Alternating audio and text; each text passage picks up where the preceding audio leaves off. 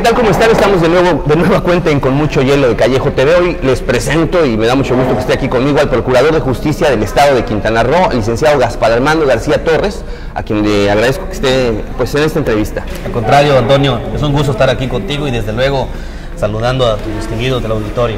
Hoy específicamente el tema del secuestro, de pronto obviamente a nivel nacional ha sido un problema, se ha focalizado en algunos sitios, pero queremos saber cómo está en Quintana Roo este tema y cómo lo está abordando la Procuraduría de Justicia. Claro que sí, Antonio. Mira, en el contexto de lo que es a nivel nacional, si bien el tema del secuestro ha ido creciendo, ¿sí? Sin duda alguna, tan es así que se generó ahorita una estrategia de combate, entre ellos con la creación de la Coordinación Nacional Antisecuestro.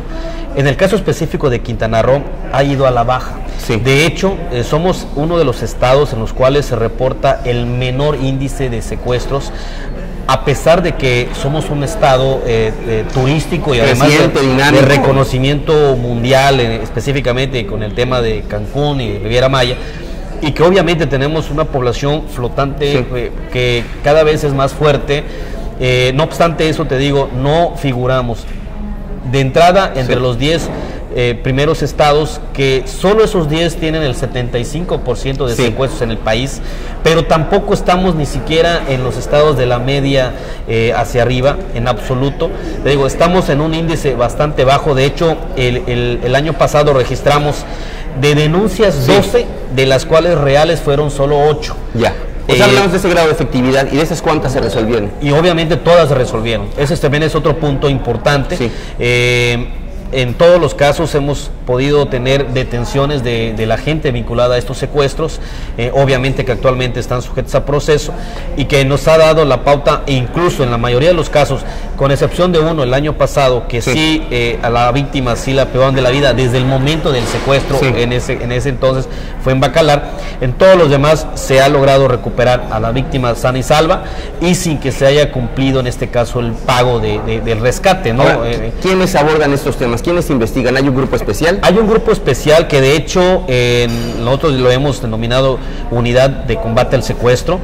Es una unidad conformada por gente, vamos a decir, de un perfil muy especial, que tienen que ser sometidos a exámenes rigurosos, porque no son solo los exámenes de control de confianza normales. Esa gente tiene que ir a hacerse estos exámenes en México, en específico en la PGR y en la Secretaría de Seguridad Pública Nacional, en donde ahí les califican el perfil de entrada, les califican también la cuestión de estar en óptimos, digamos, para digamos, saber en un momento dado cómo actuar ante una situación de este tipo.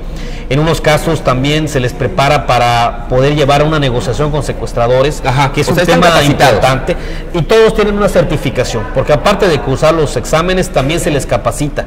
De hecho, tenemos en la entidad nosotros un promedio de 29 elementos que conforman esta unidad, que los tenemos divididos precisamente para que en lo que es sur y norte tengamos la atención inmediata.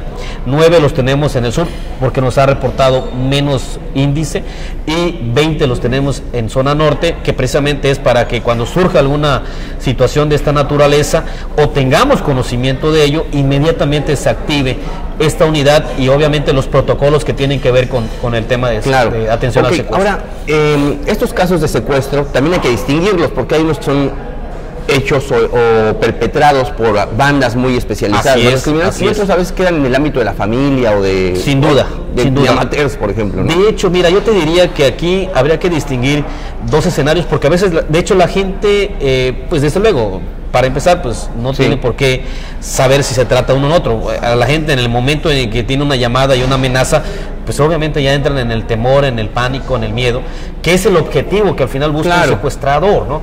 Pero aquí habría que distinguir que situaciones que se han estado dando vamos a ir un poquito de más permanencia, han sido tipo extorsión telefónica o engaño telefónico, en algunos casos bajo el esquema de secuestro virtual, y otros ya es el secuestro real. ¿Cuál es la diferencia? Que en los primeros dos casos no hay nunca presencia física, no hay nada donde la persona pueda ver a alguien que realmente le esté privando de la libertad, que esté generando allá algún tipo de afectación o de lesión o de intimidación. En cambio, en un secuestro real, sí, de entrada es privación física, mantener cautiva a una persona en un domicilio, en un lugar donde esté aislado. Obviamente, la persona, desde luego que ve y interactúa con los secuestradores, y obviamente es una naturaleza muy distinta, claro, ¿no? De hecho, te digo, cuando hablamos de secuestro, nosotros nos ubicamos en el plano del secuestro real. Por eso te decía que en muchos casos puede haber una denuncia, porque la persona al momento recibe una llamada y le dicen, ¿sabes qué? Tienes que depositar tanto, claro, si no vamos a hacerle daño a tu familiar porque lo tenemos secuestrado. Pues la gente en ese momento, pues para ellos es secuestro, pero ya cuando nosotros investigamos, cuando nos metemos ya al tema, nos damos cuenta de que no es tal. Puede ser un secuestro virtual o puede ser una extorsión telefónica. Entonces ya le damos el tratamiento en ese sentido, y obviamente eso hace que la denuncia ya no figure como un secuestro propiamente hablando.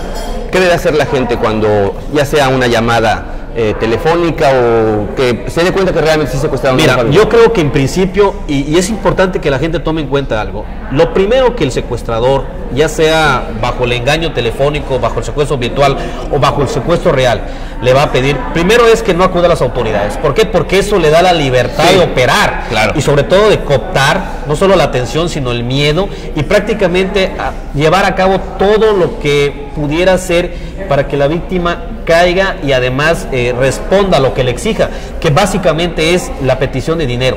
¿Sí? Sí. Eso es por un lado. Entonces, cuando reciban una llamada de este tipo, si es posible, si es un número del ADA que desconozcan, que no contesten, o si es un número que no tengan identificado, que no contesten. Si por alguna razón contestan pensando que se trata de alguna persona conocida o algo, y luego resulta que hay una amenaza, que cuelguen. O bien, si escuchan el primer intimidación, sí, o amenaza, que inmediatamente de eso acudan a la autoridad, sí, que no caigan en el pánico de creer lo que les estén diciendo, porque ese es el primer gancho del, claro, secuestrador, cooptar el miedo para hacer que la víctima entre en un estado de psicosis, digamos, de que crea que efectivamente se está dando ese temor, ese secuestro, porque es la misma víctima en ese estado quien les da la información de, claro, los familiares. Ahora hay un número telefónico, la gente tiene que acudir directamente a la Procuraduría. Sí, sin duda hay la atención directa. Nosotros, tanto en las propias instalaciones, ya sea de la Procuraduría en sí, de la propia Policía Judicial, inmediatamente que haya un asunto de esta naturaleza, se activa en este caso la atención por parte de la unidad especializada. Indistintamente si es extorsión telefónica, si es virtual o si es secuestro real, como en ese momento no tenemos la certeza de qué se trata, claro, se manda esto a la unidad antisecuestro y es la que inmediatamente contacta. Y lo primero que hacen es contactar con la víctima o con el familiar para efectos de que les exponga cómo fue, qué pasó, qué le dijeron, cómo está.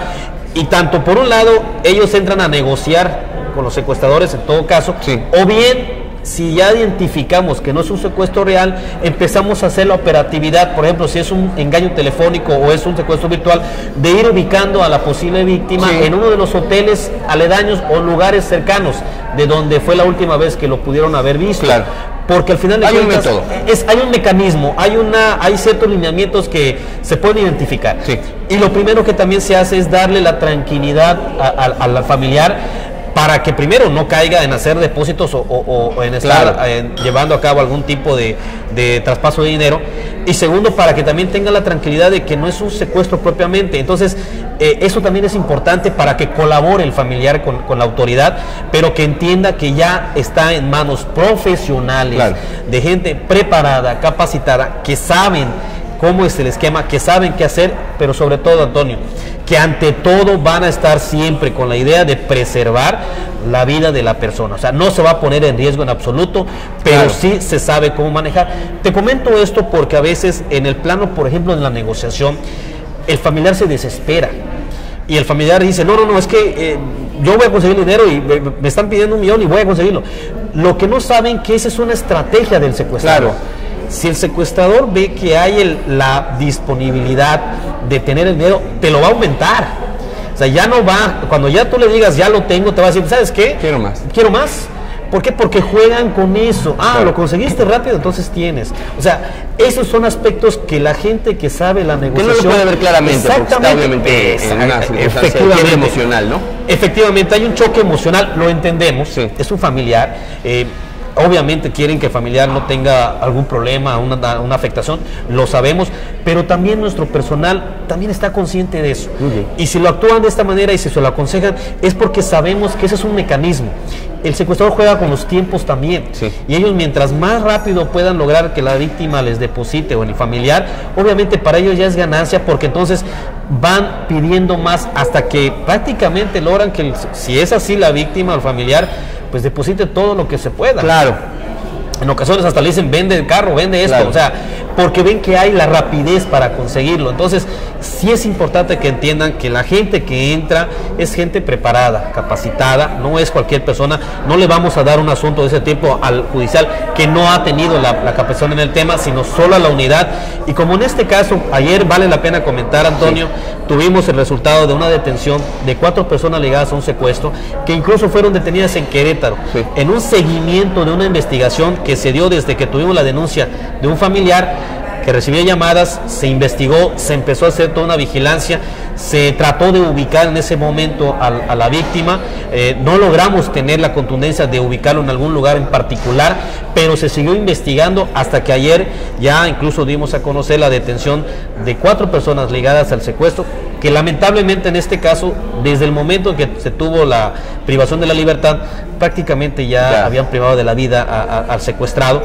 Pero bueno, ahí está el resultado de que ya esas personas detenidas, sujetas a proceso, y que todavía vamos a seguirle, porque dentro de la misma investigación ha resultado que hay más gente metida en este tipo de delitos, de que son conocidos de este grupo, de estas personas. Y obviamente vamos a llegar a la contundencia de tener a todos detenidos para prácticamente, ahora sí que desmembrar pues esta banda, que si bien no está operando aquí, porque el asunto de este secuestro fue más que nada vinculado a un tema más de pareja, porque el autor intelectual era pareja del secuestrado, pero sí la participación de otras gentes sí nos lleva a tener la certeza de que hay más gente involucrada. Sí. Muy bien, pues importante saber que Quintana Roo no es un estado que sea un caldo de cultivo o que tenga una incidencia importante de secuestro. Es importante también saber que hay un grupo especializado que lo puede abordar, y bueno, que están resolviendo también con efectividad los que se han presentado. Así es, pues te agradezco muchísimo la entrevista, amigo, la oportunidad. No, de verdad, muchas gracias. Yo hoy les invito a que vean Callejo TV y recuerden que lo tienen que saber, lo tienen que ver.